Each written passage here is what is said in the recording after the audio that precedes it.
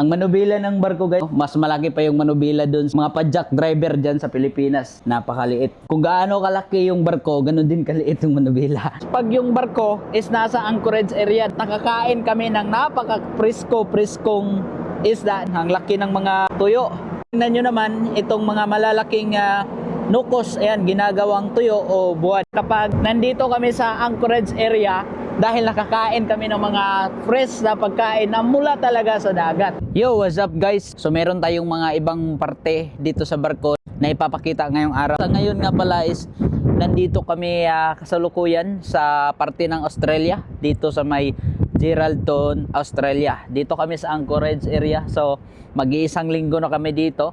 So kung mapapansin ninyo, meron tayong mga barko dyan sa likuran.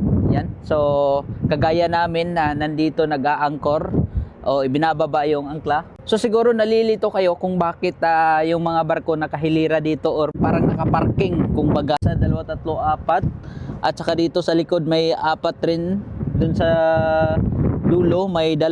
So nasa mga 10 kami na barko or nagda-drop ng anchor.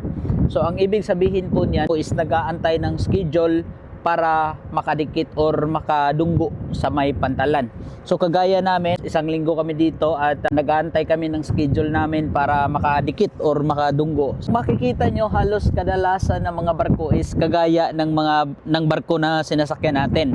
Dahil mostly kasi lahat ng mga barko na nandito is mga bulk carrier ship. Ibig sabihin, ito ay nagkikerry ng mga pangangailangan na tinatransport sa iba't ibang bansa. Kagaya namin ngayon, dito kami sa Australia, dito magkakarga yung barko namin ng alumina or mga sangkap na ginagawa sa mga stainless, metal, mga aluminum. Mula dito sa Australia, dadalhin namin doon sa Japan, sa China, sa Indonesia at sa Korea.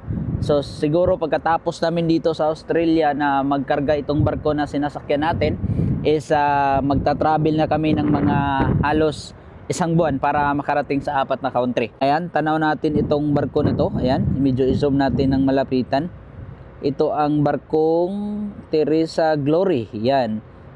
So yan yung bridge ng barko at may 5 na bodega nung tawag sa barko na to. So may kalayuan na din yung distansya ng barkong ito. Ang pangalan nitong barko ay FM, hindi masyadong makikita yung pangalan.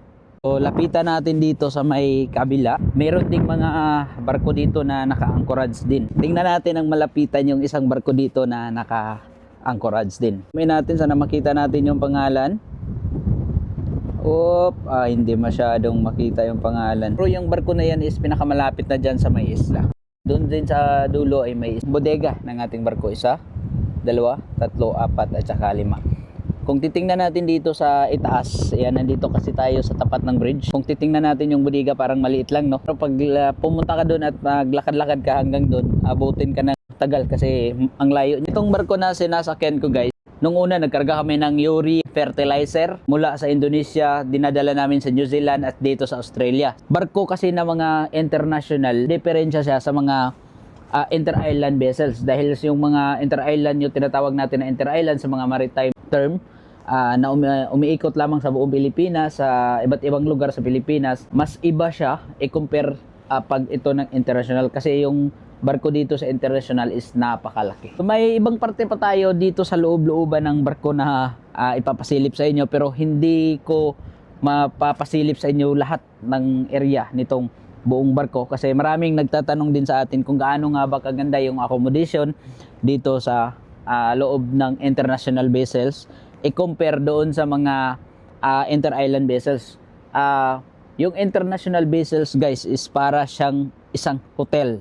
Yung accommodation namin napakaganda, bawat crew may isang room, aircon kompleto lahat. Pero may mga specific area dito sa barko na hindi natin pwedeng ipapasilip sa camera. Pupunta tayo sa may ibang parte dito sa barko. Try nating ipakita sa inyo itong bridge ng ating barko at humingi tayo ng pahintulot sa ating second officer na nag-duty ngayon. So okay lang naman. Ayan, so ipapasilip natin sa inyo kung gaano nga ba kaganda yung bridge. Ayan, dito sa international vessels. Alright. So guys, kung mapapansin nyo dito, ayan. So ako yung driver ngayon. So tingnan nyo na lang, wag nyo na lang akong tanungin kung ano yan kasi hindi ko rin alam. Ayan, so ito yung manubila ng barko. Ang manubila ng barko guys, parang kagaya lang ng manubila ng mga bumabiyahe ng mga tricycad doon sa atin, no? Mas malaki pa yung manubila doon sa mga tricycad driver. Ayan, mga padjak driver dyan sa Pilipinas. I-compare itong manubila ng barko, di ba? Napakaliit. Kung gaano kalaki yung barko, ganun din kaliit yung manubila. Ayan, so nandito yung barko natin. So yung mga dot na yan yung mga barko na naka-anchorage din sa nung ipinakita ko sa inyo kanina. Yan. So dito yan makikita. Dito naman, ayan, kagaya lang din yan. So dito parang isla. Ayan, so hindi natin alam kung ano yan kasi ayan yung mga tinatawag natin na mga maritime terms. Yan. Siyempre, huwag nyo na lang akong tanungin kasi hindi natin kabisado yan. So, dito na yung nakalagay radar. 1, 2, 3, 4. 4 na radar. Ayan, makikita natin. Sa bridge ng international vessels. Makikita natin yung mga orasan. Ito. So, teleskopyo to eh. Sa term natin. Ayan, telescope. Alright, so makikita mo kung gaano kalayo or gaano kalapit yung distansya ng kabilang barko, ayan, at saka distansya natin sa isla. Ito yung upuan ng master or kapitan ng barko. Ganito kaganda yung bridge dito sa international vessel. So ayan, so bababa tayo at papasilip pa natin yung ibang mga area na pwede natin puntahan. Let's go! Mula sa bridge at ngayon ipapasilip ko kayo dito sa gym namin dito sa barko. Ayan, so kompleto kami dito. Meron kaming gym, okay? So nandito tayo. Ayan, oh. So gymnasium, multi-purpose room. Alright, so pasok tayo. Okay. So pagpasok nyo pa lang dito sa gym namin dito sa barko, makikita nyo na itong laruan ng ping-pong at itong mga gamit. Ayan, so meron tayong treadmill, meron tayong ito bike, at saka meron din tayo dito na ito gloves. Ayan, so may iba pa dyan mga dumbbells na ginagamit ng mga crew para ma-maintain yung health nila. At syempre dito sa ping-pong, ayan, so pagkatapos ng mga duty ng mga crew na mahilig magdalaro ng ping-pong is nandito naglalaro kami. Ayan, kasi mahilig din tayo. At ako pagkatapos ng duty natin, bago tayo matulog sa gabi, is nag-spend tayo ng oras para dito sa workout. Ayan, meron dito treadmill. Ayan, ongoing yan. Nagagana yan. Okay? Tapos, itong bike. Lahat po to ng mga gamit natin, naka-secured yan.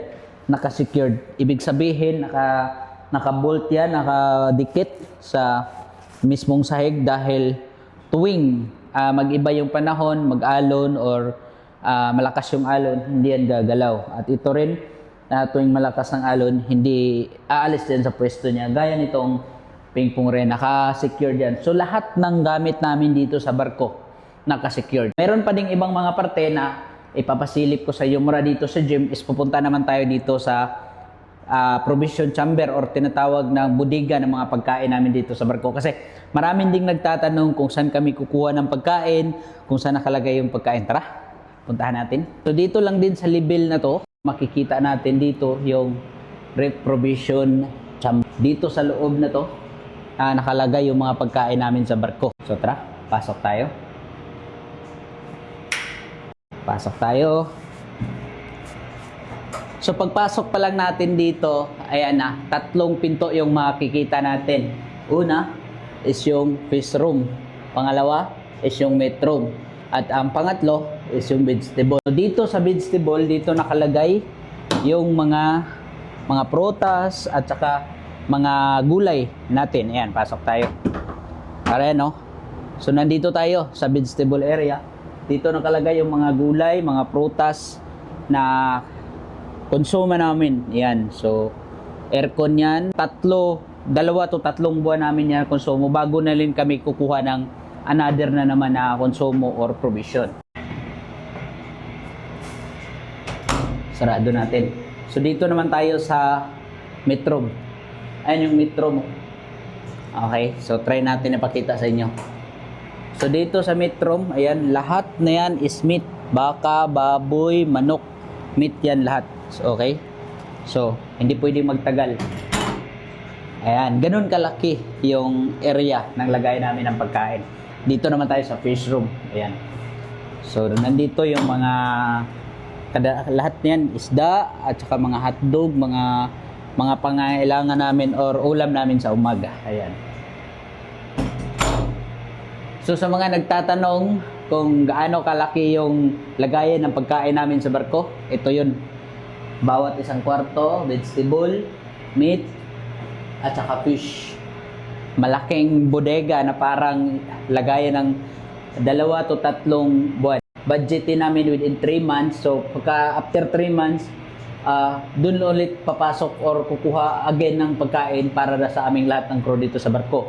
Kaya dapat yung 2 buwan o 3 konsumo dapat mahahati at ma-fulfill talaga yung buwan na yon para lahat ng mga crew dito hindi magutom. Ganun kami dito sa barko. Kasi wala naman tayong mabibilihan sa dagat. Ayan. So, saan tayo bibili sa mga dagat? Kakainin tayo ng ihon. Nandito tayo sa may parte ng likod ng barko or proa, kung tawagin sa maritime term. At nakita natin yung mga ginagawang tuyo nitong mga tropa natin dito sa barko. Ang lalaki ng mga isda na ginagawang tuyo. Ayan o. Napakasariwa. So, tingnan nyo naman kung gaano kaganda. Ayan o. So, wow, grabe. So, ito, malapit na tong mabilad. Ayan, so, tuyo na. Napaka-presko dahil ito ay sariwang-sariwa at talagang mula dito sa dagat. Ito yung nagiging advantage pag yung barko is nasa anchorage area dahil malaya ang mga crew na makapag-pasol, penguin. Bukod dito sa mga malalaking isda na to na ginagawang tuyo, is ipapasilip ko rin sa inyo itong mga malalaking tinatawag natin na nukos or mga malalaking pusit. Ayan, nandito. So, ang lalaki, ginagawa rin ito na tuyo or bulad. Tingnan nyo naman, itong mga malalaking nukos, ayan, ginagawang tuyo o buwad. Ito yung napakaganda kapag nandito kami sa anchorage area dahil nakakain kami ng mga fresh na pagkain na mula talaga sa dagat. Ang mga tropa natin, after pagkatapos sa kanilang duty, nagpapasol sila, nagpipingwit, ayan, para makakuha ng mga presko na pagkain at saka inuulam namin dito sa barko. Kung gaano kaganda at gaano kalaki itong mga nukos or mga pusit na ginagawang tuyo. So dito naman, meron din tayong makikita dito na mga isda na ginagawang tuyo. Ito ay mabibili natin sa mga market. Ito siguro ang mahal na to pag nabili na natin doon sa atin. Ayan, kung binibenta na to sa mga market. Pero dito, fresh na fresh mula sa dagat at ginagawa namin tuyo dito para gawin naming ulam. Woo! Diba? At sa mga nagtatanong naman kung gaano kaganda yung ating comfort room dito sa barko. Ayan, ipapasilip natin sa inyo. Eto. Ayan, no? So, yan yung common toilet. So, pasok tayo sa loob.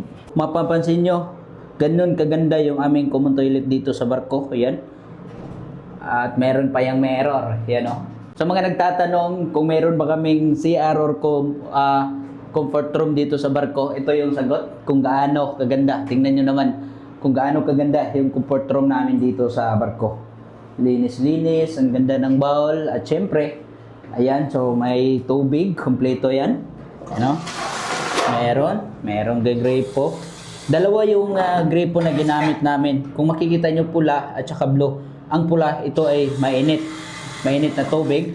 At itong blue naman ay itong hindi masyado or natural na tubig. Mayroon kaming mainit na tubig dahil tuwing bumabiyahe ang barko sa mga malamig na lugar gaya ng Finland, gaya ng parte ng Europe, na mag-winter or mag-snow, mag-ice ang tubig, itong init yung gamit namin. Wala dito sa common toilet, papasok tayo dito sa aming recreation room or ito yung tanggapan ng bisita at saka ito yung mga crew room. Tingnan nyo naman kung gaano kaganda. Meron tayong video key. At syempre, YouTube channel natin yan. Ayan, so naka-YouTube yung TV natin at yan yung YouTube channel natin. Alright, so dito kami nag-party tuwing merong party. Ayan, nagre-relax yung mga crew after duty. Tumitingin ng palabas. Ayan, dito magkabilaan. Ayan, so yan lang muna yung mga konting vlog natin dito sa barko at sa susunod natin ng mga video, sikapin natin na makapag-video ulit at doon naman sa baba or sa makina ng nitong napakalaking barko. Huwag kalimutang i-like at i-subscribe ito YouTube channel. Kina si Ido Devero, mayon kanyang ingat at I love you all mga bossing.